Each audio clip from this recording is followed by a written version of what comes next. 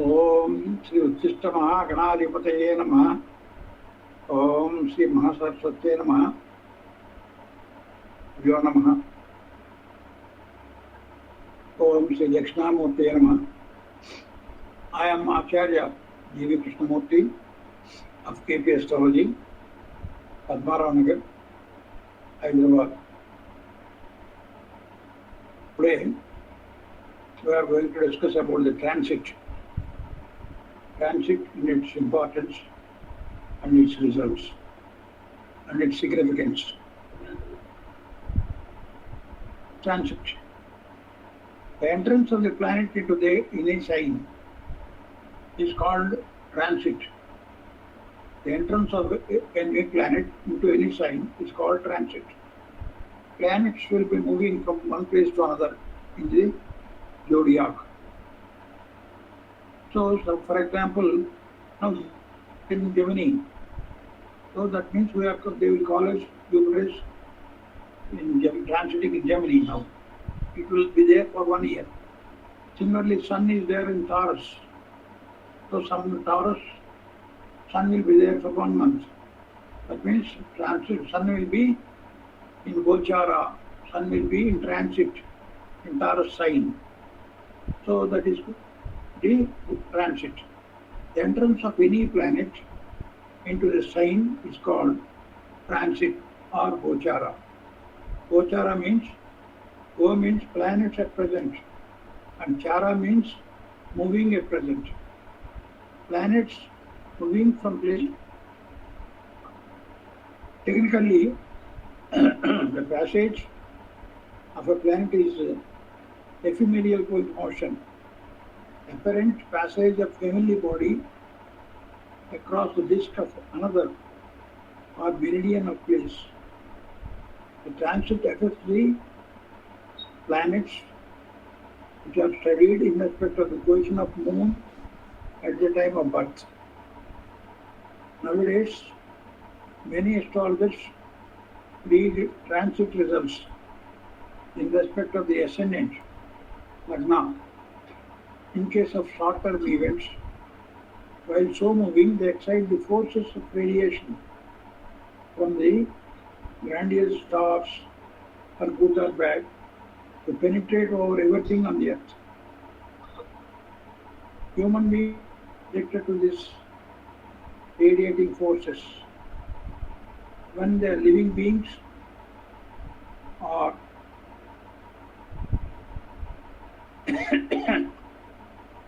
subjected to these radiating forces, when we are subjected to it, we undergo major changes physically, mentally, and morally, either for good or for bad. We understand this and we are very clear about it also. We have more than information about this transit from Sun, from Western astrology, and Moon Lagna as per our Hindu system of astrology, traditional system. Our Guruji also, Sri late Sri KSK, has already said, and both are defective. Both we should not see either from Sun followed by Westerners or from Moon followed by traditional system in India. Both are defective. They don't give proper. So you have to stick up to KP only. The Chandramanamo, Suryamanamo, China, and this both sides from Moon and Sun also, they are not giving good results. According to KP system, the planet which transits in a sign is a source by which one desires are fulfilled. Whether the native's desires are fulfilled or not, the source will indicate. The lord of the constellation means star, nakshatra, indicates the nature of the result.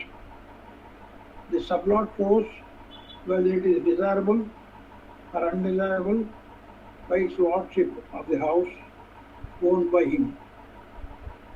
So, therefore, planet is a source, constellation indicates the nature. Planet indicates the source, and the pattern constellation indicates the nature of the subplot is a deciding factor whether the matter related to the source and nature will be favorable or not to the native. A planet may own any house, but when it transits, it gives such matters as signified by the lord of the constellation by lordship, occupation, and its nature. Lordship, occupation, its star lord's nature are more important in understanding the transit.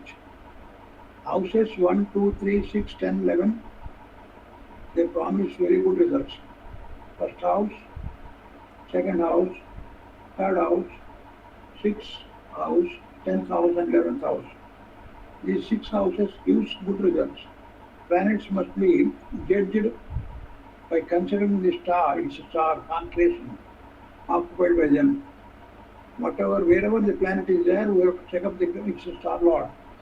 Its star should be identified, and lord should be identified, and the placement of the lordship, star lord, should be identified. 6, 8, 12 houses are always legal, and they are called as dusthanas. The sublord getting lordship of 6 or 8 or 12, these dusthanas, it gives adverse results. By the lordship of 1, 2, 3, 6, 10, 11, which we said earlier, which will promise good results. They give only favorable results. Always favorable. 1, 2, 3, 6, 10, 11 they will not give good results, they will give adverse results. The nature of the results, whether favorable or not, to the tourist, to the native, or the consultant, will depend on the sublord owning the houses of good houses or bad houses. Whether the planet is a benefit or a malefic to the tourist or consultant must be viewed. When the planet is advantageous or disadvantageous, when benefit dealing with or a malefic in a particular house. Therefore, we can say that no planet is wholly benefic or wholly malefic. But there are a few golden rules in KP astrology, that is called KP stellar theory of star lord versus sublord. Here, the first rule is, if the star lord is favorable and the sublord is also favorable, then the event is indicated by the star lord will be fully favorable. Then the native enjoys the favorable result. If the star lord is favorable and the sublord is favorable, then the native will get favorable results. Next is, if the star lord indicates beneficial results and sublord shows adverse results, then the star lord also will become evil and will give adverse results. Apparently, it may seem that the event is going to take place, but finally, it will not be giving. Means, if star lord wanted to give some good results, but sublord will not give good results, then finally what we are going to get is only adverse results, bad results only. Star lord is incapable of giving it when the sublord opposes it. If the star lord denotes evil results and the sublord denotes beneficial results, the native may find it temporary relief from the adverse results. However, or hindrances, the event will take place. If the star lord is bad and sublord is good, then it's only temporary problem. Finally, after lapse of some time, the good results will take place. Till that time, event will not take place, or there may be some obstacles or hindrances to the event. If the star lord offers adverse results and sublord also offers If favorable results are adverse results, then the native will suffer from the adverse results permanently. All these four terms, our Guruji Sri KSK has included this in Varari theory also, same theory. In Varari also, the same kind of theory, transit theory, application of transit planets will take place. These four rules are one and the same. In accordance with these principles, during the conjoined period of Dashas, Bhuktis and Antaras, whenever the planets ruling Dasha, Bhukti, Antara periods are the luminaries like Sun and Moon and are ascendant, three sensitive points. These are all called sensitive positions. Then the event will take place according to Star Lord. That this is essential, this is very important. During the conjoined period of Dasha, Bhukti, Antara, whenever the planets ruling Dasha, Bhukti, Antara periods along with Sun and Moon and ascendant transits these three sensitive points, then the event will take place according to the nature of the Star Lord and Sun Lord. We are aware of the fact that the swing planets in transit denote the period in general. That is, Saturn takes about 13 months in each star. Saturn will take nearly 13 months in each nakshatra or constellation. And Rahu and Ketu take 8 months, while Jupiter takes 5 months and 10 days, 20 days or so. Mercury and Venus are not uniform in their motion. Sun is very regular in motion and also stays in one nakshatra for about 13 days.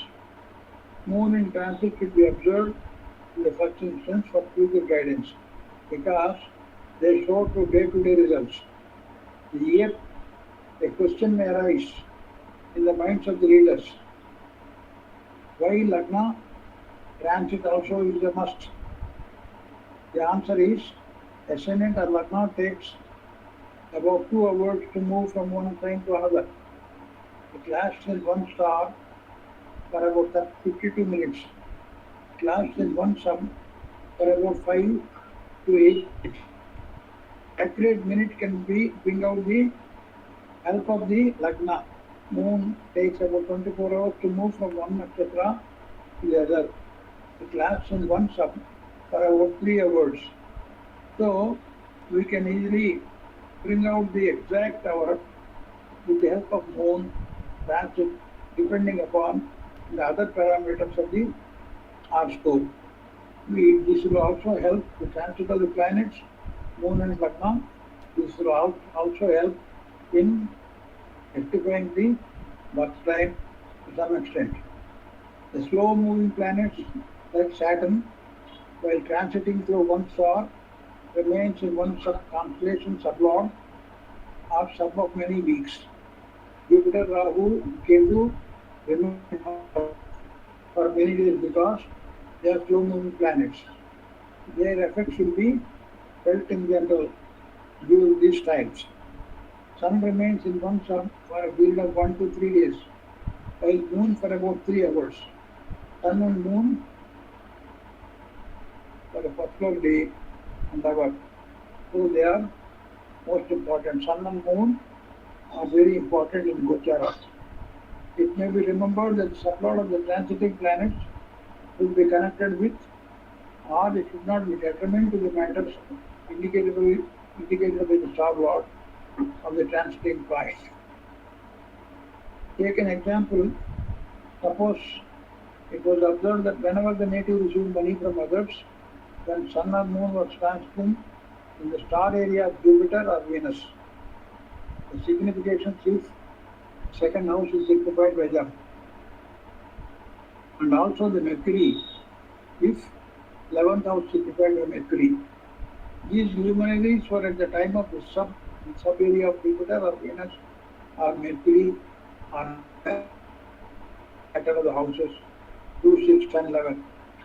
If for any Dhana Yoga or Dhana Karaka, 2, 6, 10, 11 houses are important.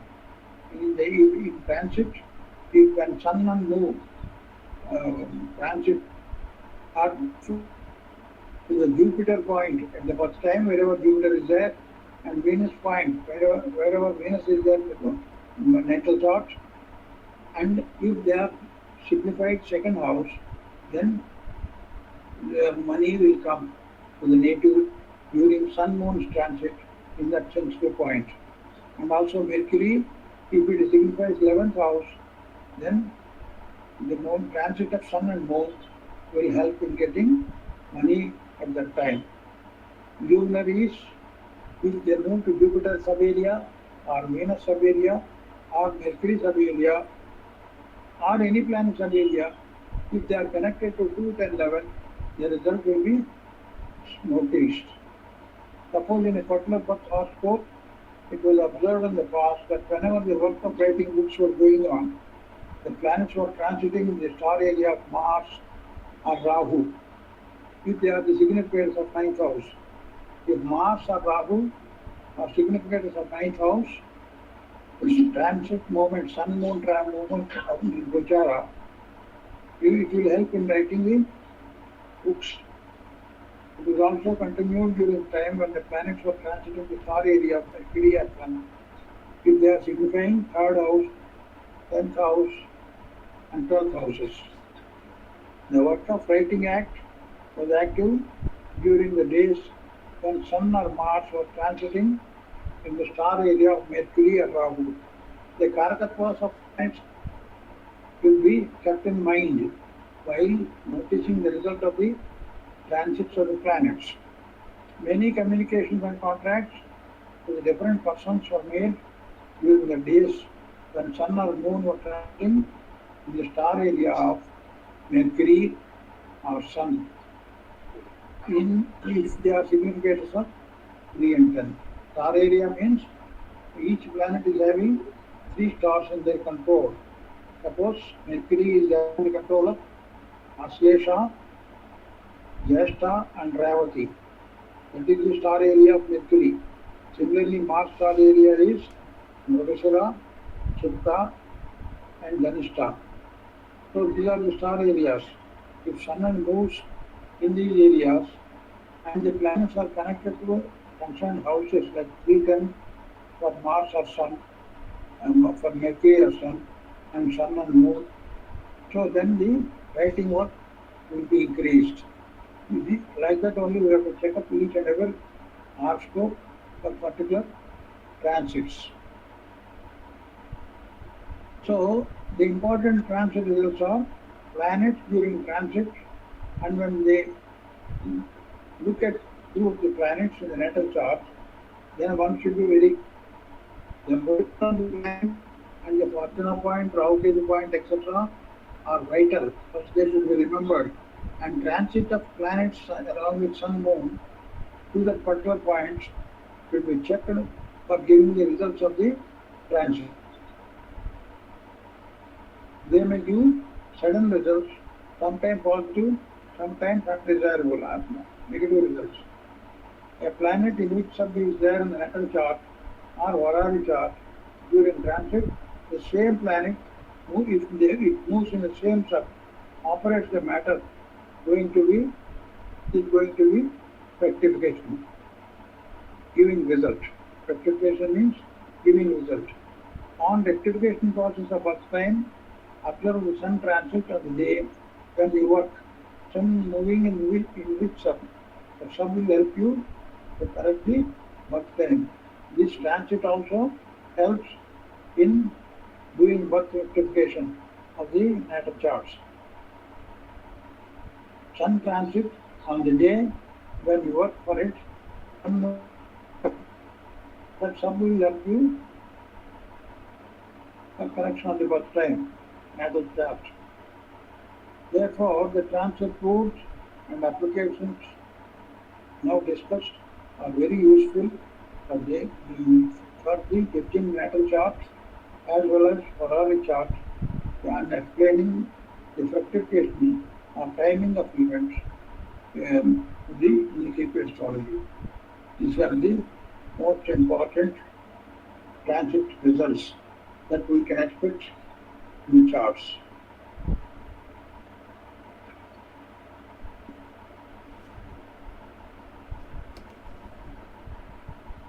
तस्मै श्री गुरुमूर्तये नमः. इदं श्री लक्ष्मणमूर्ति